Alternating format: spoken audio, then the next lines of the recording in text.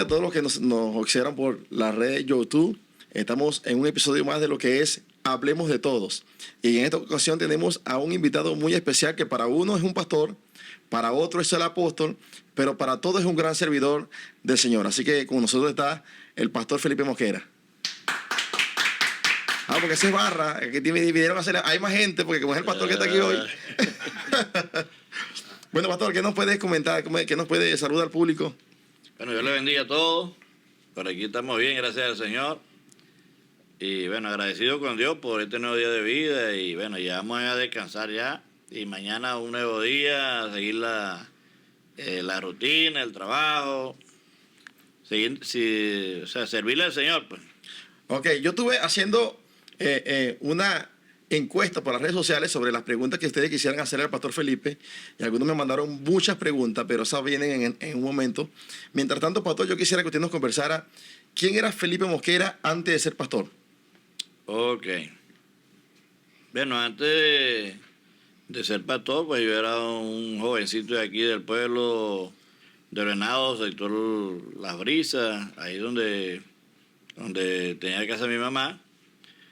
Y bueno, era un muchacho que, bueno, a la edad de 12 años, pues empezó a agarrar el rumbo, la vida del mundo.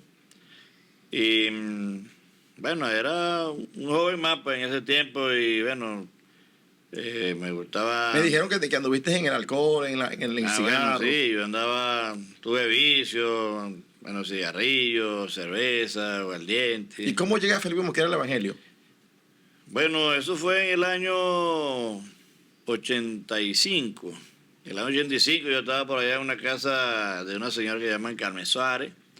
Ahí vendían cerveza, entonces era un 28 de diciembre, como a las 10 de la noche. Bueno, el equipo de sonido que tenía era doble cassette en esa época, un Riviera doble cassette. La generación de hoy no sabe qué es eso. Ah, bueno. Y bueno, la gente estaba bailando ahí. Y bueno, pero yo estaba discutiendo un tema de la Biblia con uno de mis amigos. Y bueno, había un tema ahí, pues, que estaba en contra de la Escritura. Y yo defendiendo la Escritura. Hubo un momento que ellos se fueron a bailar y me dejaron solo en un banquito que estaba ahí atrás de la casa. Y bueno, tenía cerveza ahí, una que había en ese tiempo que era una Estrellita Solera, creo que se llamaba esa cerveza. Y bueno, estaba con cigarro en mano. Y hubo un momento que cuando ellos se fueron, me dejaron solo ahí.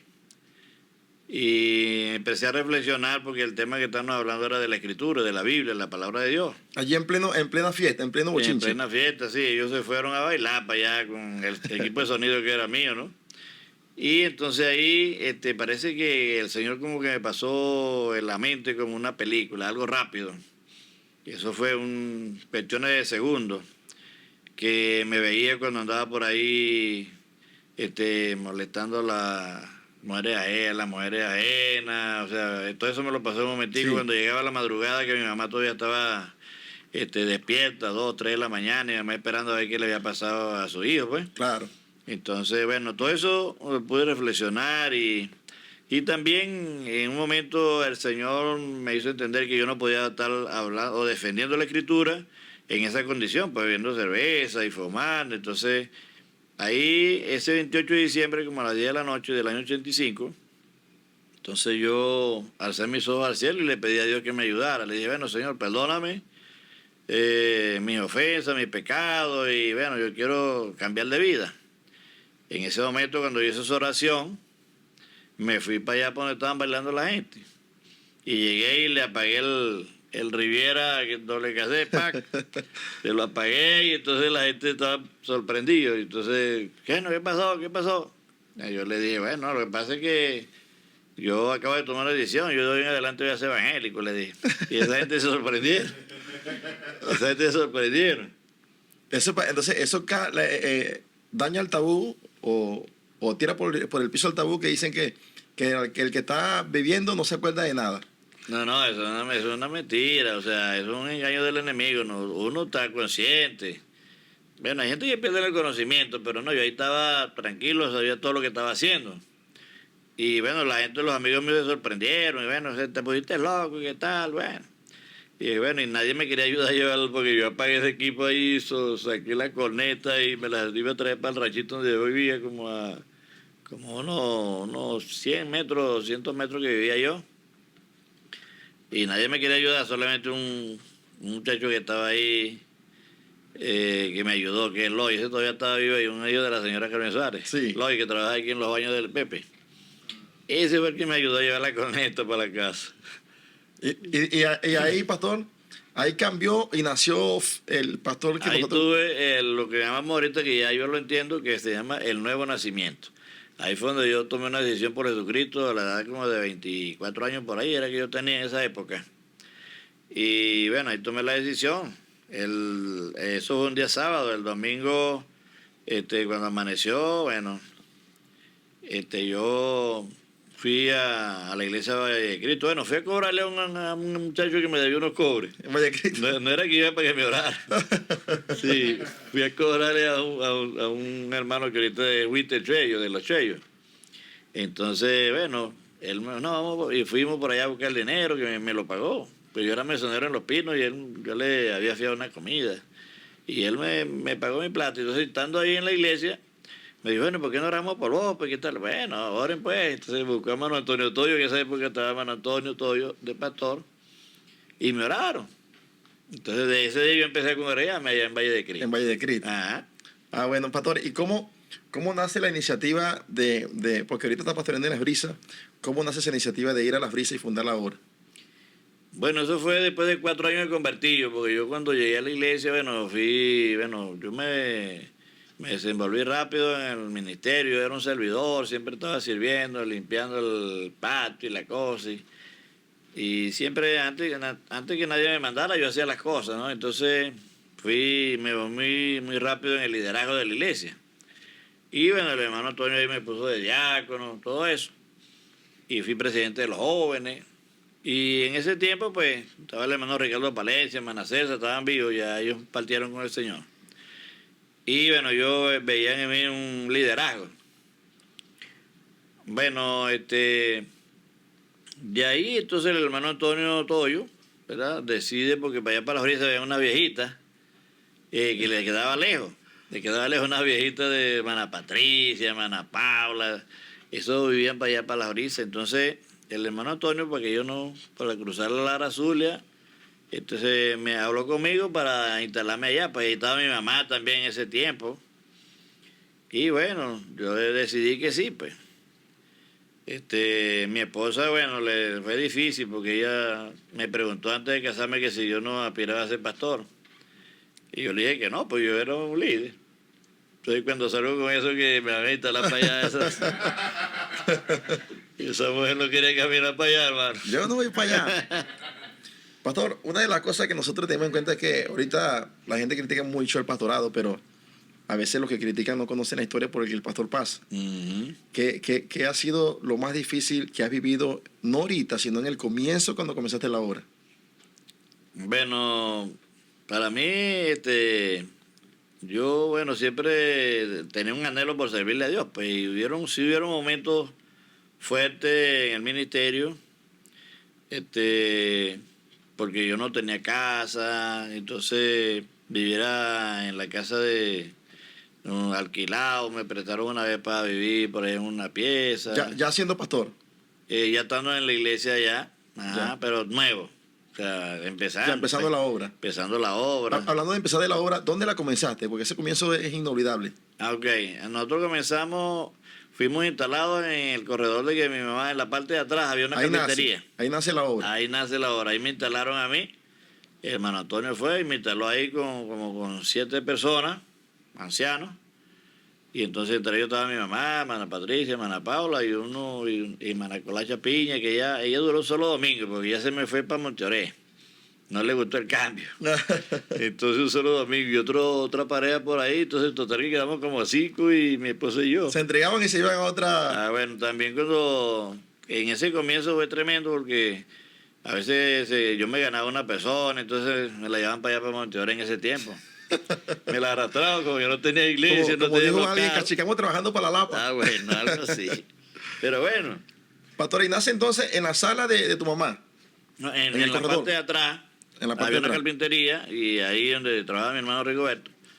Y bueno, ahí empezamos a hacer los cultos. Había unas banquitas porque ahí también había un hermano que era de Maracay que se llamaba Velázquez, Augusto Velázquez. Él comenzó una obra ahí, pero como él era muy fuerte, él predicaba con una corneta al aire libre, las ponía, las levantaba y eso, estaba el mensaje por ahí. El que se ganaba se le iba porque era muy regañón. Pastor, y del corredor de allí de la carpintería de tu mamá, sales a... Ah, bueno, ahí llegó un hermano llamado Ramón Sánchez y él era... Ramón Sánchez, que está pastoreando en Ojeda Ajá, ahorita. ahorita está pastoreando allá Ajá. en Ojeda, allá en el Danto. Él era constructor de caney y entonces entre él y otro hermano llamado Gavino, que era aquí del estadio también, era un viejito, pero todavía podía hacer algo. Y cuadramos un caney de 8x4. 8x4. 8x4. Y ahí lo hicimos bien bonito ese Casi caney. como esta sala, ¿no? Por lo menos, sí, era 8x4 de ancho. Y ahí lo hicimos de palma, un caney, pues. Ahí duramos varios años En el Caney. en ese caney. Y he oído a la pastora hablar que cuando hicieron la iglesia, no la de ahorita, sino la que estaba antes, la pequeña, que la hicimos nosotros, que esa la hicieron las mujeres, que le daban agua, eso fue un proceso, ¿no? Ah, bueno, ahí al frente de la iglesia había una represa ahí, donde un saque, cuando arreglaron la carretera y tuvieron un saque y ahí se hizo una represa. Y las mujeres eran guerreras, mi esposa, la viejita, y en ese tiempo estaba Ana Laura también, la madre de Gilbert, esas eran guerreras. Y entonces ellas cargaban el agua y uno trabajando para hacer la mezcla, y ellas cargaban agua de ahí de esa represa y nos ayudaban para la construcción del el primer local. Sí. Pastor, y luego, ¿cómo fue la visión? Porque tenemos esa iglesia, casi una iglesia muy común, la antigua, la después del canecito, Ajá, la que le decimos ahorita la iglesia vieja. ajá. ¿Cómo nace después la visión de hacer el templo ese grande? Ok. Cuando todavía por ahí no había tanta gente, porque yo llegué en el 2005 a la iglesia y no había tanta población como ahora, ¿no? Sí, si mi esposo decía que aquí le vamos a predicar aquí a los monos porque eso era puro monte. Por ahí no existía el sector ese que tenemos al frente de la iglesia, no existía lo del hospital, por ahí no, eso era puro monte. Sí. Y para arriba puro monte. Ahorita eso se pobló, pero Esa es la importancia de cuando el evangelio llega a un lugar, cambia todo. así es. Entonces, en local pequeño, que es de 15x8, ese local, bueno, llegó, bueno, después como creo que fue después de 10 años que estaban en ese local pequeño, más o menos, no tengo ahorita la cantidad exacta o la fecha exacta, pero fueron varios años, entonces ya en ese tiempo ya habían 120 personas, o sea, eso ya no cabíamos ahí en ese local pequeño, Sí. entonces ahí, bueno, yo siempre iba a Baitijoque a trabajar con los misioneros y antes de llegar a Sabana, en Mendoza, hay un local de la compañía La Vincle, que son que reparan carreteras, muchas máquinas. Ahí vi un galpón ahí y en ese galpón yo me inspiré. O sea, dije, no, voy a hacer un local grande como ese para que quepa bastante gente. Claro, te agarraste como Como una inspiración. Sí. Ahí en ese galpón. Y ahí llegas al Venado y comienzas entonces a establecer esa fundación. Entonces yo traigo esa visión y se la planteé a los hermanos y dije, bueno, vamos a hacer un local grande aquí al lado de porque ya no cabemos. Y fue que arrancamos ahí con lo que habían los hermanos, dijeron que sí, bueno, empezamos a cuadrar eso. Ahora, 26x20 tiene ese local. 26x20. Ahora, ahorita es muy bonito, pero cuando se comenzó fue un trabajo fuerte, ¿verdad, pastor? Claro, no, eso fue muy tremendo. Entonces empezamos a hacer los huecos, para hacer los manchoncitos, para poner los tubos. Esos fueron huecos de uno por uno que hicimos de hondo y los de atrás tienen 2 metros de hondo para poder llegar al nivel. Eso es un trabajo muy fuerte. Pastor, y luego del templo, yo recuerdo que cuando yo llegué, estaban los huecos donde van los pilares. Ajá. Ahí estaban. Entonces, pero cuando se fue a poner el techo, costaba una suma de dinero bastante alta. ¿Cómo lo hiciste para todo eso? ¿Cómo fue tu provisión? Pues, ¿cómo hiciste para lograrlo? Ok. Bueno, todo eso que se hizo ahí, o sea, lo que es piso, tubo, techo, todo eso fue con promesa de fe, mayormente, con promesa de fe. Y siempre yo estaba siempre en la punta, vamos a decirlo así, de lo que yo recibía o de lo que yo ganaba, siempre ponía una cantidad quizás mayor que lo de los hermanos, pero cada quien ponía una parte, o sea, unos daban 100, otros daban 50, el que podía con 200 daba 200, y así todo eso se hizo con promesa de fe. Sí, en ese tiempo Bolívar, cuando el Bolívar tenía un poder poderoso. Claro, sí. Billete de 100 era, no. Y una de las cosas es que gran parte o la mayor parte del éxito de ese templo se debe a un ayuno que hiciste de 40 días. Bueno, Háblanos un poco de esa experiencia. Ok, bueno, yo, el Señor bajando aquí la bajita que digna, donde estamos aquí en la casa de Gilbert, aquí bajando, en ese cerrito cuando venía ahí, yo escuché una voz que me dijo 40 días. Yo siempre estaba buscando de Dios en ayunos, 3 días, empecé con 3 días, 2 días, 5 días, 7 días, hice uno de 10 días, y siempre mayormente iba para Girajara, allá en el río de Girajara. Hay un campamento que hicimos también de la organización, en ese tiempo el Pastoredo, el de Quebra-Arriba, que ya partió con el Señor, él se dispuso a hacer eso y yo era el que estaba al frente. Hicimos allá unos galpones y siempre me iba a ayunar para allá. Hicimos uno de 15 y siempre me acompañaban hermanos, nunca iba solo. Y bueno, yo hice uno largo que fue de 21 días. Yo de ahí salí diciendo que de ahora en adelante iba a ayunar 7 días. Solamente 7. Solamente 7, no iba a ayunar más largo así, sino hasta 7. Bueno, resulta que cuando iba bajando aquí en la bajita esta que le estoy diciendo, de que digna, escuché esa voz en el aire. Primera vez que escucho esa voz, o sea, porque la gente siempre dice, Dios me dice, Dios me habló y tal. Pero la única vez que yo escuché la voz de Dios así audible fue esa vez que escuché en el aire 40 días, pero como si fuera un regaño, pues como regañado, o sea, porque lo que entiendo es que como Dios conoce mi pensamiento y Él sabía que yo había dicho que iba a hacer 7 días de ahora en adelante, y en el plan de Dios no estaba eso, pero el plan de Dios quería que yo ayunara 40 días. O sea, no es cuando vos digas, sino cuando yo diga. Exacto, que Dios es el que manda, pues. Y Él es el que sostiene. Claro. Pastor, ¿y te fuiste a los 40 días y eso lo hiciste en dónde? Esos 40 días, bueno, yo luché como 3 meses para entrar en esos 40 días. Yo, en enero hubo una convención y vino un hermano llamado Valenzuela de por allá de Estados Unidos. Carlos Valenzuela. Carlos Valenzuela. Y ese hombre hablaba, no, de 40 días de Moisés, que subió después 40 días más, y ese era un bombardeo que yo tenía.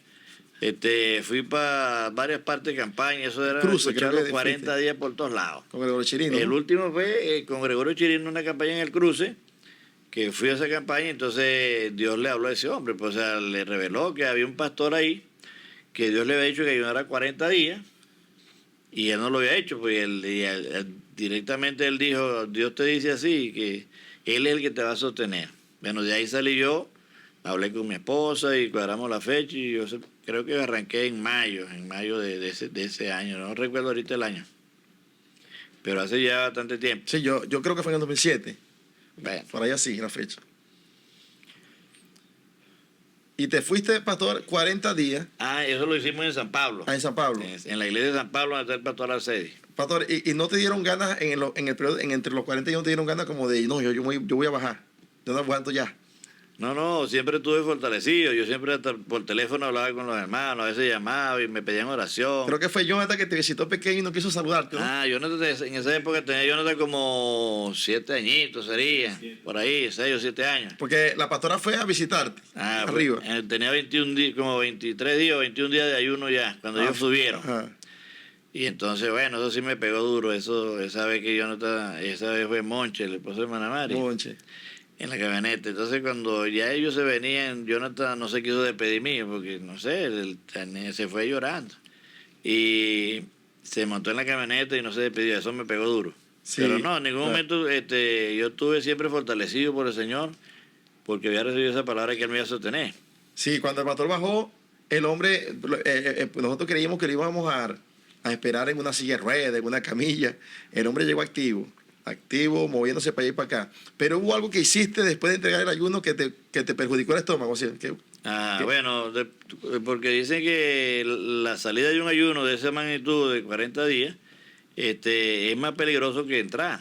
Entonces, bueno, yo me asesoré de lo que me iba a comer, pero hubo un momento que me trajeron un melón, ¿verdad? Y agarré 2 trocitos de melón, un trocito de melón, y lo mojé con un poquitico de azúcar. Entonces, y eso me causó 3 días de diarrea, o sea, eso no, el estómago estaba niño, o sea, eso estaba muy tremendo. Y entonces, bueno, ahí me controlé, y como a los 5 días, 6 días, después de ese ayuno que llegué, que estaba puro comiendo sopita y eso, Claro. me trajeron una patilla. O sea, alguien, un hermano siempre me dio una patilla, y entonces me comí como 2 trozos de patilla. Y eso me causó 10 días de diarrea. 10 días. Eso es para la gente que piensa entonces ayunar 40 días. Vayan, Bueno, vayan eso es agarrando los tics. peligroso, eso es peligroso. Bueno, sé que un domingo me tocó predicar, entonces, oye, como yo estaba con ese estómago dañado. Pastor, Entonces, llegaste a usar hasta pañales desechables. bueno, eso es lo que te iba a decir, ¿no? Ah. Que para poder predicar ese día, tuve que poner un pañal desechable, por si acaso, ¿no? Gracias a Dios que no pasó nada, ¿no? Siempre Sí. prediqué tranquilo. Llegó limpio el papel. Sí, no me afectó. Sí, bueno, esos son, porque el ayuno, para aclarar, fue solamente agua. Agua, pastor. Agua, sí, pura agua solamente, Un hasta los ayuno 40 continuo, días. un ayuno como lo que hizo Moisés, quizás Elías, también el mismo Jesucristo. Entonces, bueno, pastor, ahora, ¿quién es Felipe Mosquera hoy, después de todo eso? Bueno, bueno, esa vez que yo entré en esos 40 días, Dios hizo muchos milagros. Y uno de ellos fue que hubo un crecimiento bastante grande en la iglesia, ¿no? Tanto espiritual como Sí, en cantidad. espiritual, se convirtió en mucha gente. En esa época estábamos nosotros como de 120 personas, un poquito más. Y eso se disparó a 200 y pico de personas que se convirtieron en Sí. ese ayuno. O sea, porque cuando yo estaba allá la gente se venía entregado, y cuando llegamos aquí todos los domingos entregaban 5, 6, 3, 2 y así. Todos los domingos se convertía Sí, gente. se convertía en gente. Mucha gente se convirtió. Entonces, bueno, a este tiempo, bueno, Dios me ha honrado, pues yo está en esa iglesia. Dios envió gente para ayudarnos con todo lo del techo. Dios usó otra gente también que daban buenas colaboraciones. También Dios envió a una persona, a un hermano de Menegrande, que vino y se corrió con nosotros un tiempo. Y ese fue el que puso los vidrios. En ese tiempo salió en 60.000 bolívares los vidrios de toda esa estructura. Sí, toda la estructura de vidrio. Salió en 60.000 bolívares. Porque no la quería cerrar, no quería No, hacer- yo no quería cerrar Sí. eso. Yo quería que eso fuera como una cancha, pero entonces llegó ese hermano y me dijo que cerráramos eso. Y yo le dije, bueno, la única manera que cerremos eso es que lo hagamos de vidrio con ventanales, porque yo quiero que eso se vea, pues que la Claro. gente no esté cubierta. Y bueno, eso son cosas que Dios le da a uno, ¿no? Una vez estábamos en un congreso por ahí en Maracaibo y vi una estructura de los militares, de unos militares allá Ya. en Maracaibo, y ahí me inspiré también Para los vidrios. para esos vidrios. Ah, ok. Bueno, pastor, entonces ahora, bueno, Dios te ha dado un éxito tanto familiar, porque tus hijos están casados. Hablando de tus hijos, ¿cuál es tus hijos que te ha dado más dolor de cabeza? Vamos a ver. De mis hijos. Bueno, con el que más sufrimos fue con Jonathan. Aquí lo porque tenemos. Él salió un poquito enfermo, él era asmático. Asmático. Bueno, eso a veces había madrugadas que uno no dormía. O sea, de lo que nos dio más dolor de cabeza fue él. En cuanto a enfermedad, ¿no? Y bueno, y también el varón siempre es más fuerte, ¿no? Las muchachas Sí. son más sumisas. Bueno, ahora vamos a pasar a la pregunta candelas, ¿no? Candela, porque hay mucha gente que están esperando la respuesta, ¿no? Ok, vamos entonces, pastor, porque como dije al principio, hicimos una encuesta por las redes, por Instagram, y entonces vieron muchos que, primero, deseaban que estuvieras en este lugar. Amén. Ajá. Y segundo, bueno, ya enviaron sus preguntas a ver si lo sacamos un poquito de la duda, porque a veces las preguntas vienen como para que nosotros como que le demos la razón al que pregunta, ¿no? Pero ellos son muy inocentes y que sé que quieren saberla de parte de ustedes. Entonces, pastor, la primera pregunta que nos hicieron, ¿cuál de los yernos ha sido el más difícil de aceptar? Bueno, esto tomando en cuenta que yo también soy un yerno. Bueno, los yernos, mira, yo te voy a decir una cosa, o sea, es difícil para todos, o sea, es complicado, ¿no? Porque uno ha criado a sus hijos, ¿verdad? Uno les ha dado estudios, pues trasnocho, todo eso, con todos los hijos, pues. Y entonces viene una persona y va a querer casarse con la hija de uno, ¿verdad? Así relajado, después que uno le ha dado estudio, le ha dado todo, esos se van, ¿no? O sea, bendecidos por el trabajo que uno ha hecho, ¿no? Toda la inversión que uno tiene en esos muchachos, ¿verdad? O sea, así de facilito. Ah, bueno, entonces uno llega y facilito se la llevan. Hay que hacer como los guajiros, chicos, los guajiros. O sea, yo miro los guajiros, ¿no? Que eso no se le va a llevar a una muchacha así nada más. Para llevarse una guajira tienen que pagar lo que llaman una dote, traerle 5 vacas o 10 vacas, lo que ellos pidan. Entonces uno no tiene esa Cuando dice como el video, diablo, qué difícil me la puse. Bueno, pastor, sí, porque a veces bueno, pero gracias a Dios que Salomón dijo que todo se repite. Ajá. Entonces nosotros también vamos a pasar por lo mismo.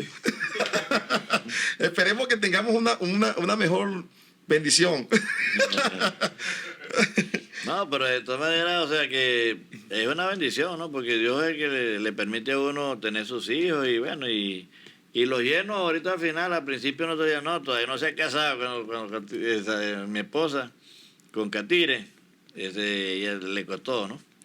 Y dice, no, todavía no se ha casado. Y o sea que como tenía como una esperacita que no se casara con Catire.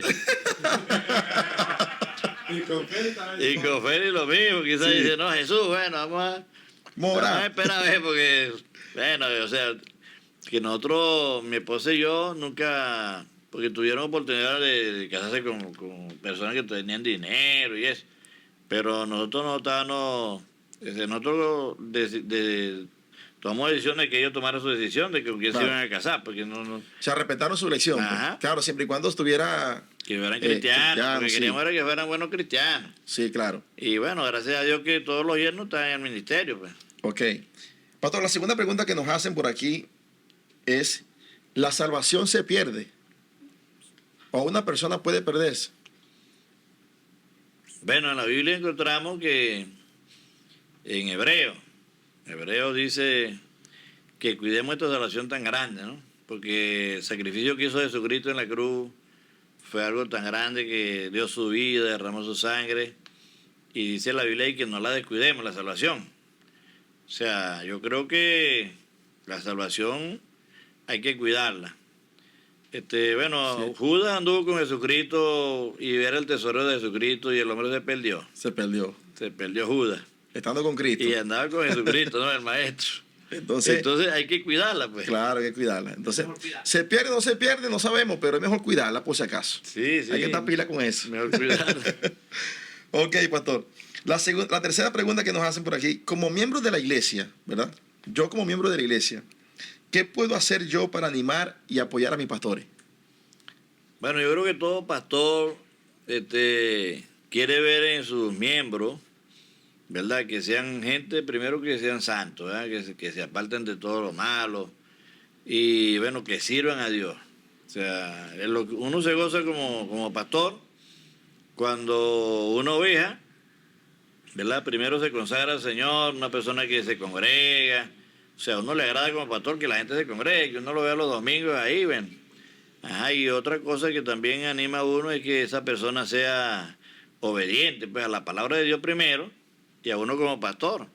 O sea, porque uno espera que las personas sean obedientes a la palabra y que sirvan a los pastores, ¿no? Y que sean consagrados, pues, temerosos de Dios. Lo otro que uno le agrada de un miembro es que sea, primero, que sea fiel y que sea honesto, que no ande metido en deuda. O sea, que uno procura como pastor que las personas anden bien delante del Señor. Una persona obediente y temerosa. Obediente y temerosa, sí. Sí, claro, Que dé buen testimonio. Teme a Dios, claro. Exacto. Ok, la otra pregunta que nos hacen, pastor, por aquí, ¿qué temas son ¿Esa era la importantes? última o qué?